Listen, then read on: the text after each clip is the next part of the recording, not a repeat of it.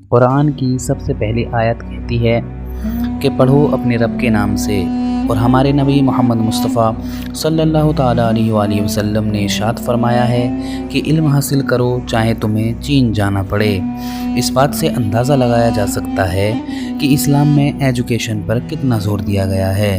ख़ुद कुरान में बहुत सारी आयत हैं जो विज्ञान से रिलेटेड हैं। अस्सलाम वालेकुम दोस्तों, मेरा नाम है मोहम्मद आदिल और आप देख रहे हैं ग़ुलाम गौस ऑफिशियल पर the story Pitara. Ghulam Ghaus official पर एक बार फिर से खुशामदीद। दोस्तों, अक्सर मुसलमानों पर ये इल्ज़ाम लगाया जाता है कि मुसलमानों ने दुनिया को कुछ भी नहीं दिया, मगर जब इतिहास को देखा जाता है तो हर जगह मुसलमान ही आविष्कार करता हुआ नज़र आता है। मुसलमानों ने दुनिया को ऐसे ऐसे आविष्कार करके दिए हैं जो हम आज भी इस्तेमाल करते हैं। आज साइंस बहुत कमज़ोर होता अगर मुस्लिम वैज्ञानिक ना होते। यहूदी और ईसाइयों ने मुसलमान वैज्ञानिकों को खूब छुपाने की कोशिश की पर छुपा ना सके।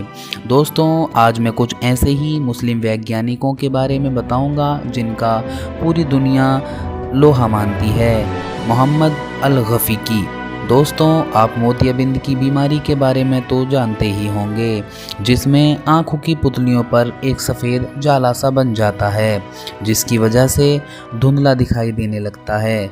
दोस्तों, आपको बताते चलें कि इस बीमारी का इलाज आज से करीब 900 साल पहले ही एक मुस्लिम वैज्ञानिक ने यानी डॉक्टर मोहम्मद अल-गफ़ीकी ने इसका बिल्कुल सटीक इलाज करके दिखा दिया था। उन्होंने इस बीमारी के इलाज के लिए इस तरह की सुई या इंजेक्शन जैसा एक सिस्टम तैयार किया कि जिसकी मदद से उस सफ़ेद जाले को आँख से निकाला जा सकता था। सोचिए दोस्तों, 900 साल पहले आँखों में सुई लगाकर इलाज करना कितनी हैरत की बात होगी। मोहम्मद अल-गफ़ीकी आइस स्पेशलिस्ट थे और मेडिकल फील्ड में उनका बहुत बड़ा योगदान रहा है। उनकी लिखी किताबों को वैज्ञानिक आज भी उपयोग में लेते हैं। इनकी खिदमत और काबिलियत की वजह से स्पेन में इन्हें 1965 में 800वीं डेथ एनिवर्सरी पर इन्हें सम्मानित करते हुए इनकी एक प्रतिमा भी लगाई गई। नासिर अल-दीन तूसी। नाजरीन, आपने अपनी पढ़ाई के दौरान त्रिकोणमिति यानी ट्रिग्नोमेट्री तो ज़रूर पढ़ा होगा, जिसमें त्रिभुज के बारे में पढ़ा जाता है। अगर ये मुस्लिम वैज्ञानिक ना होते तो आज गणित अधूरी होती। अल-दीन तूसी को ट्रिग्नोमेट्री का जनक कहा जाता है। ये अलग अलग विषयों के जानकार थे। 13वीं शताब्दी में तूसी ने 150 से ज़्यादा आविष्कार किए, जिसमें सबसे ख़ास तूसी कपल का आविष्कार था। यह ऐसा आविष्कार था इससे गिरों की घूमने की गति, उनकी दिशा और दूरी का पता लगाया जाता था। दोस्तों, एक छोटे ग्रह का नाम इन्हीं के नाम पर रखा गया है, जिसका नाम है 10269 तूसी। इब्न अल-हैथम, आधुनिक प्रकाशिकी के जनक, उन्होंने किताब अल-मनाज़िर लिखी यानी द बुक ऑफ ऑप्टिक्स, जिसमें प्रकाश के परावर्तन और अपरावर्तन के नियमों को समझाया है। इनकी एक और आविष्कार यानी कैमरा ऑब्सक्यूरा, जो आज के आधुनिक कैमरों और फोटोग्राफ का मूल आधार बनी है। मोहम्मद इब्ने मूसा अल-ख्वारिज़मी यानी बीजगणित के पिता। अल-ख्वारिज़मी ने गणित की नई शाखा अलजबर यानी अलजेब्रा की शुरुआत की, जिसे आज हम बीजगणित के नाम से जानते हैं। उनका नाम ही एल्गोरिथम शब्द की उत्पत्ति है। उनके काम के बिना आज के कंप्यूटर कोडिंग और गणितीय मंडलों की कल्पना भी नहीं की जा सकती। मोहम्मद इब्ने इब्राहिम अल-फजारी। दोस्तों, ये वो वैज्ञानिक थे कि जिन्होंने फ़िलॉसफी, गणित, एस्ट्रोनॉमी में महारत हासिल कर रखी थी। उन्होंने अंतरिक्ष पर खूब रिसर्च की। उन्होंने एक डिवाइस बनाई जिसे एस्ट्रोलॉब कहते हैं। इस मशीन से दिशा का सटीक अंदाज़ा लगाया जा सकता था और तारों के बारे में, उनकी गति और स्थिति के बारे में भी पता लगाया जा सकता था।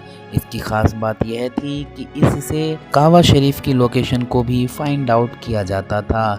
इसकी ही वजह से आज के वैज्ञानिकों ने रास्ता पता लगाने वाली मशीन कंपास का आविष्कार किया।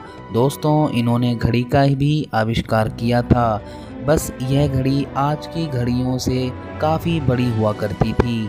जिसे एलिफेंट क्लॉक कहा जाता था। इसकी मदद से रात का समय भी आसानी से पता लगाया जा सकता था। दोस्तों, अब आपको एक ऐसे व्यक्ति और साइंटिस्ट के बारे में बताने जा रहे हैं कि जो भारत से हैं, यानी डॉक्टर एपीजे अब्दुल कलाम।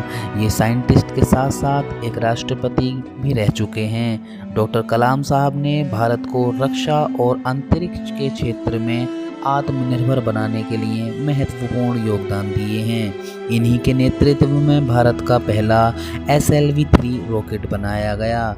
इसकी मदद से रोहिणी उपग्रह को अंतरिक्ष में भेजा गया और भारत अंतर्राष्ट्रीय अंतरिक्ष क्लब का सदस्य बना। कलाम साहब ने ही इंटीग्रेटेड मिसाइल डेवलपमेंट प्रोग्राम बनाया, जिसकी मदद से अग्नि और पृथ्वी जैसी शक्तिशाली मिसाइलों का निर्माण हुआ। इसकी वजह से कलाम साहब को मिसाइल मैन की उपाधि से भी सम्मानित किया गया। सबसे बड़ा आविष्कार 1998 में राजस्थान के पोखरण में किए गए सफल परमाणु परीक्षणों में उनकी मुख्य भूमिका थी। इसी आविष्कार ने भारत को परमाणु संपन्न देश बनाया। दोस्तों, इसी प्रकार की जानकारी के लिए हमारे चैनल को सब्सक्राइब करें और बेल आइकन ज़रूर दबाएं।